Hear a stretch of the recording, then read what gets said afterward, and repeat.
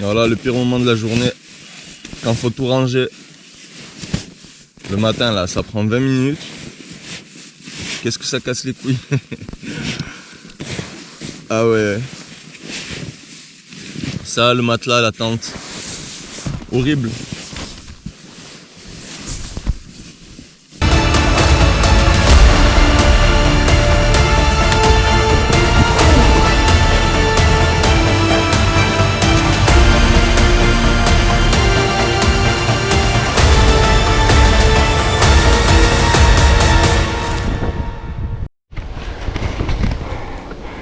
Regardez, là je vais profiter que la route est plutôt vide, là c'est dimanche matin et il est assez tôt, il n'y a personne sur la route. Pour vous montrer ce genre de tunnel en Norvège, vous allez en croiser beaucoup. En fait des fois il y a des genres de petites déviations là, pour les vélos sur le côté. Et des fois non, c'est-à-dire que tu es obligé de les prendre. Et qu'est-ce que ça fait peur. En fait le son il est amplifié à l'intérieur, tu as l'impression que toutes les voitures sont énormes, qu'elles roulent à 2000 km/h. Et en plus le truc... Je suis un peu essoufflé. Le truc c'est qu'il y en a ils sont vraiment longs. Celui-là je sais pas combien il fait. Apparemment le plus long de Norvège il fait 50 km. Moi je pense qu'il est interdit au vélo celui-là parce que... Ou alors il y a vraiment une piste cyclable à part entière. Bon, il fait toujours un peu frais. Regardez. Et il a l'air long celui-là aussi. Et franchement quand il y a de la circulation et que les voitures roulent vite, et comme vous pouvez le voir, regardez, il n'y a pas vraiment de place pour les vélos en fait. C'est-à-dire que tu roules avec les voitures. Je me suis déjà chié dessus, moi je vous le dis. Vous voyez, même en dehors des tunnels en fait, les routes sont vraiment étroites. En fait, il n'y a vraiment pas de bande d'arrêt d'urgence ou de... Et ça c'est des routes très longues, hein. C'est des routes... c'est des grandes nationales en fait. Et il n'y a aucun espace pour les vélos ou même... Et il y a des routes encore plus serrées que ça. Il y a des routes où deux camions passent pas, des fois ils sont obligés de manœuvrer pour passer. Je les ai vus galérer un petit peu. C'est assez chiant. Heureusement que le Norvégien il double en prenant beaucoup d'espace en fait. C'est-à-dire à chaque fois qu'il me dépasse, je me sens pas en danger en fait, heureusement.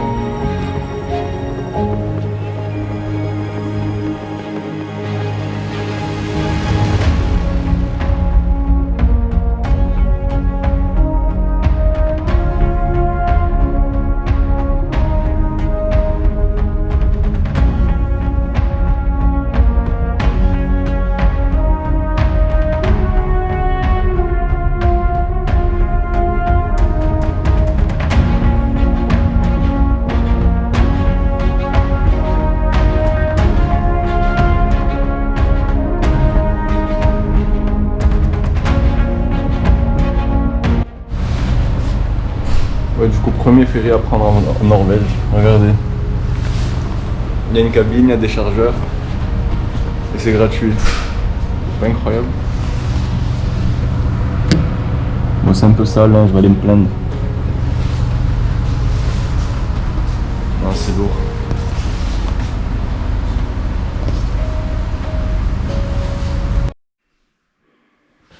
Vous avez déjà vu des toilettes publiques comme ça, toi? Carrément.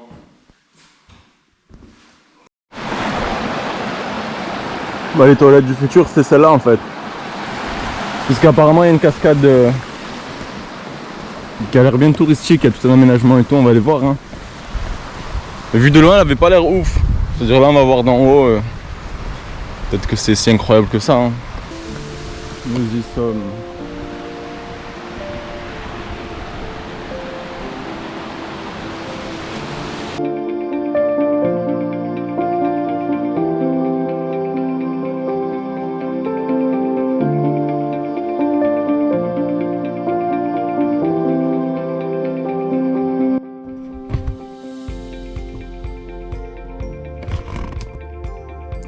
Bon, grosse flemme ce soir, j'ai pas envie de mettre ma tente.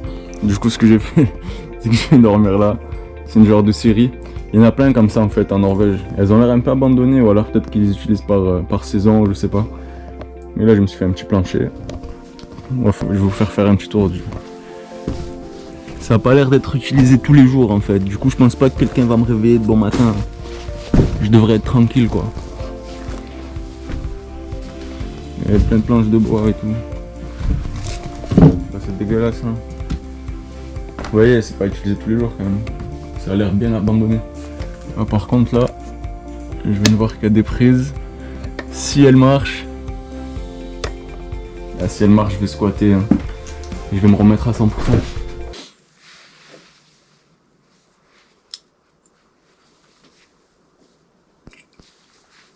Et l'avantage quand je dors dehors, c'est que je suis vite prêt le matin en fait. Enfin quand je dors hors de ma tente. Là par exemple il est 6h30, bah, je me suis déjà levé, j'ai tout rangé. Et là je vais manger et partir. Bah, après je suis matinal aussi, c'est que même dans ma tente je me lève toujours tôt mais je reste un peu dans la tente etc. Je perds un peu de temps.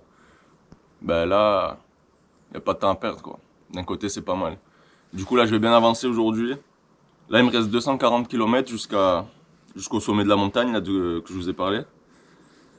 Du coup, je vais essayer de faire une bonne distance aujourd'hui. Là, j'ai pas d'excuses. Je me suis levé tôt, je suis en forme, ça va et tout. J'ai bien dormi. Du coup, je vais bien avancer et essayer d'être là-bas. Essayer peut-être même de faire 140 km aujourd'hui ou un truc comme ça. Selon le relief qu'il y a. Si déjà j'attaque la montagne, ça va être compliqué, mais si c'est assez plat, je pense que je vais faire 140 bornes. Comme ça, demain, je fais 100. Et après-demain, j'attaque la montagne tranquillement. Et oui, ça va bien se passer. Hein. Là, le petit déjeuner, très, très important.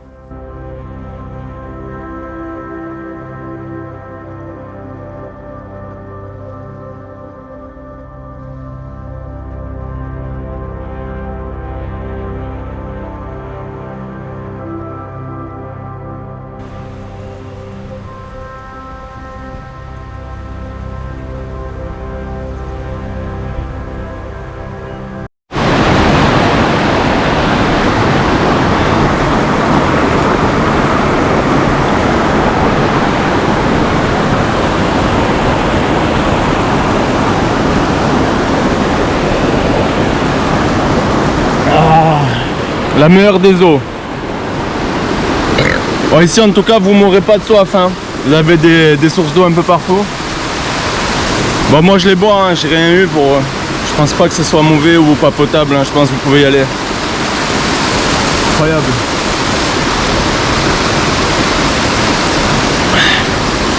Dans 20-30 ans il n'y en aura plus.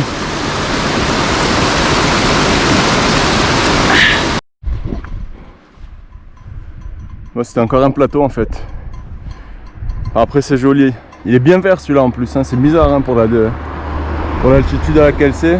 Il doit pas être très haut en fait. Il doit être à moins de 1000 finalement. C'est juste que ça paraît haut mais... Parce qu'il y a beaucoup de verdure quand même. Il y a des petits moutons. Bah alors, t'as pas peur? T'es un mouton domestique. Sur la route hein, quand même. Ils se prennent pour des voitures. Ah qu'est-ce qu'elle fait? Qu'est-ce qu'elle fait? Ah mais pas sur la route là-haut. Alex, vous allez le faire écraser là. Il est ouf.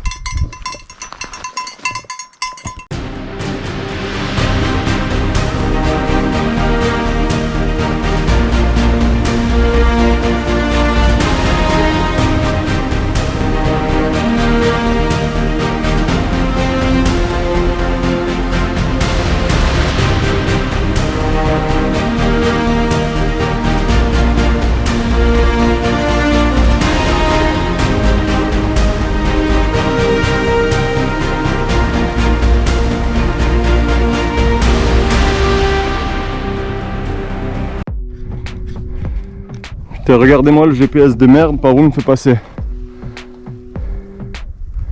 Et là il y a le vide hein. Je suis contre la falaise et je me retrouve à porter mon vélo. S'il tombe, regardez, il est terminé. Tout ça parce que le GPS pour me faire esquiver un tunnel il m'a fait passer par une route qui n'existait pas. Incroyable.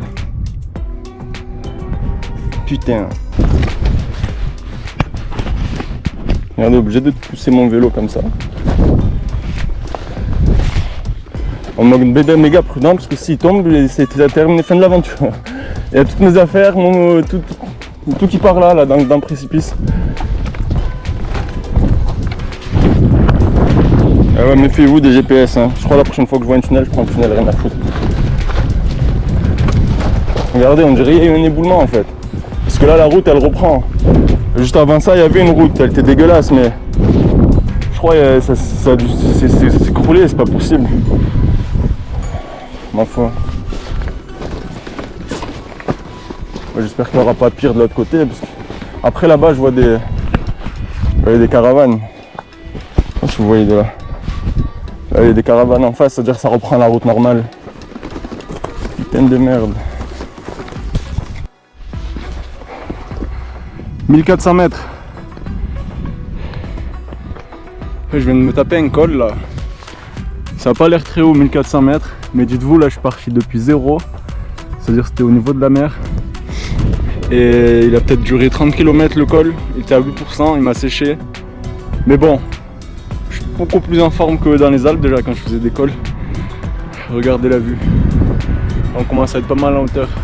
Vous imaginez 1400 mètres en Norvège. Vous avez le même paysage qu'en France quand vous êtes à 2004 ou 2002. En France, t'as jamais ça à 1400 mètres. Surtout pas de la neige en été. Bref, là je suis sur la route du coup pour aller jusqu'au sommet le plus haut de Norvège toujours. Là je suis à 50 km du parking en fait. Le parking il est à 1800 mètres d'altitude. Bon malheureusement là je suis à 1400. Je vais redescendre pour remonter. C'est la loose. Ça veut dire que je vais descendre peut-être à 1000 pour remonter jusqu'à 1008. Mais de toute façon là 50 km, il est 18h. Je vais pas les faire aujourd'hui. Parce que je vais arriver trop tard sinon avec le dénivelé qu'il y a et tout. Mais je vais m'approcher au maximum. Je vais essayer de me laisser à peu près 15-20 km pour demain. Comme ça demain je fais les 15-20 km de dénivelé avec le vélo. Je pose le vélo au parking et je fais la rando jusqu'au sommet. La rando je sais pas combien elle a. Je sais qu'elle fait 600 mètres de dénivelé positif. Mais je sais pas combien de kilomètres elle fait en soi. Je crois que c'est 10 km. Mais bon, ça va se faire. Oh, il m'a séché le col. J'ai croisé des Français plus bas. C'était un groupe ils étaient en caravane, plein de retraités. Je parlais un peu avec eux, c'était sympa. Mais j'aime pas trop filmer les gens en fait. Ceux que je viens de les rencontrer, peut-être quelqu'un que je connais un peu, mais je viens de rencontrer quelqu'un, je sortirai la caméra, je vais me filmer avec. Mais du coup, bon, ah putain. Il y a le panneau là, il y a un 10%, ça y est, c'était 10% de dénivelé. Ah ouais, c'est pour ça, ça faisait mal. Ouais, du coup, ouais, j'aime pas trop filmer les gens. Du coup, voilà, vous voyez que ma gueule et les paysages, c'est déjà pas mal. Peut-être que plus tard, ça évoluera. C'est vraiment... Ah, j'espère que la météo sera bien aussi demain. Parce qu'aujourd'hui, il y a eu des petits épisodes pluvieux, quelques averses. Il y a un moment, il y a eu de la brume, on voyait plus rien. Si je me tape toute la montée pour avoir de la pluie et de la brume, la flemme quoi. J'espère que demain je peux faire voler mon drone au moins. Parce que je sens qu'à chaque fois que je vais arriver dans un endroit stylé, il y aura le météo de merde. Sur la route, bonne météo, j'arrive là où je voulais arriver, météo de merde. Ça c'est parce que j'ai la poisse en fait, c'est comme ça que ça marche.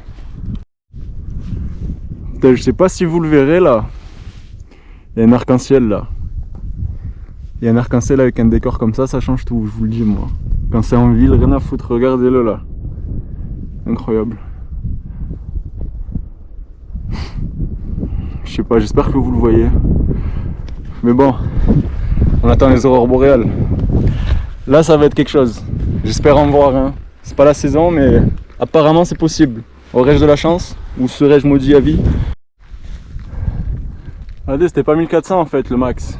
1434. C'est important les 34 mètres. Bon par contre il commence à pleuvoir. Et là je vois qu'il y a une pente descendante. Vous savez ce que ça veut dire la pente descendante? Ça veut dire du repos pour moi et peut-être de bonnes images pour vous, on va voir. Ça a l'air stylé en photo, je vais mettre la GoPro, on va voir.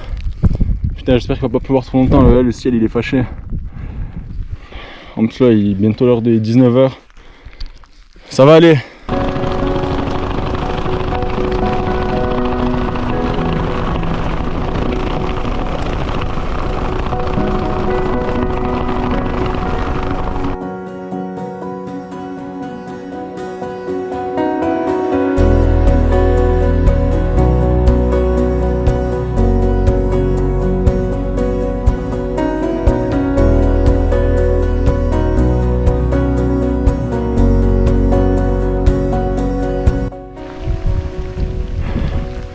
Moi je me suis avancé au max.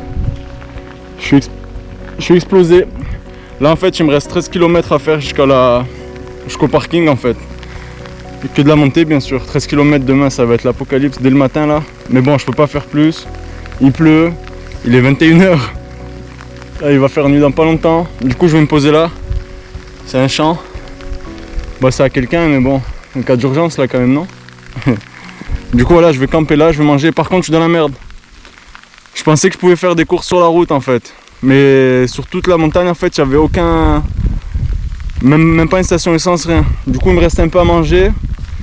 Mais ça va être strict. Pour l'effort que je vais faire, ça va pas être facile. Mais bon, ça qui est bon. Ça c'est l'aventure.